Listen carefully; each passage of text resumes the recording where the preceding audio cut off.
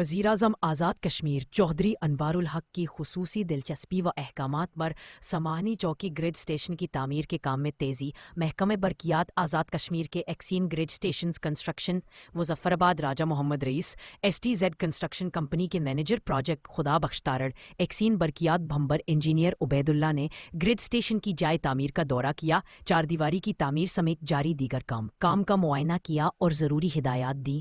اس موقع پر S D O برقیات Samahni Gulzar Ahmed Khilji, S T O Jandala Umar Shahzad سمیت فیلڈ سٹاف کے علاوہ سابق صدر کشمیر پریس کلب سماہنی سید مظہر حسین جعفری، امجد عزیز کاشر، بدرالسلام جعفری، راجہ وسیم خان و دیگر بھی موجود تھے۔ صحافیوں سے گفتگو کرتے ہوئے ایکسین گریڈ اسٹیشنز راجہ محمد رئیس نے بتایا کہ وزیراعظم آزاد کشمیر چودھری انوار الحق کے خصوصی احکامات اور فنڈز فراہمی سے گریڈ اسٹیشن سماہنی کے منصوبہ پر تیزی سے کام کا آغاز کر دیا گیا ہے۔ منصوبہ کو انشاءاللہ ریکارڈ مدت میں مکمل کریں گے۔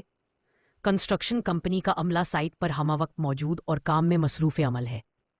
چار دیواری کی تعمیر جاری ہے۔ ڈیزائن کے مطابق عمارت کی تعمیر کا کام جلد شروع ہو جائے گا۔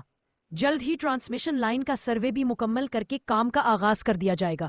ٹرانسمیشن لائن 15 کلومیٹر لمبی ہوگی جو اسلام گڑھ کے ساتھ منسلک کی جائے گی۔ کام میں کسی قسم کی کوئی تاخیر نہیں ہوگی۔ گریڈ اسٹیشن سماہنی کی تعمیر سے عوام کو کم وولٹیج سمیت بجلی بحران سے نجات مل جائے گی۔